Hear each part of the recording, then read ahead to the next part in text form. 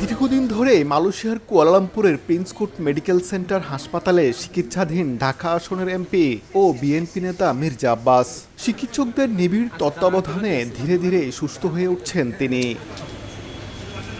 প্রিয় নেতাকে দেখতে হাসপাতালে ছুটে যাচ্ছেন মালয়েশিয়ায় থাকা দলীয় নেতাকর্মীরা। হুইলচেয়ারে বসে হাসি মুখেই তাদের সঙ্গে কথাও বলছেন মির্জা আব্বাস। আলহামদুলিল্লাহ, আজকে প্রায় 10-12 দিন হয়েছে সে পুরোপুরি সুস্থ এবং স্বাভাবিক। প্রথম থেকে ওনাকে যেরকম দেখেছিলাম তার থেকে অনেক উন্নত হয়েছে। স্থানীয় সময় শনিবার বিকেলে আফরুজা আব্বাস জানান তার শারীরিক অবস্থা আগের চেয়েও অনেক বেশি স্থিতিশীল, তবে এখনও রাখা হয়েছে বিশেষ পর্যবেক্ষণে। প্রতিনিয়ত কথা বলছে সবার সাথে যে তোমরা ভালো থেকো, দোয়া করো আমার জন্য, দেশের মানুষের সাথে কথা বলছে। এবং আসলেই তো মানুষজন যে এতটা ভালোবাসে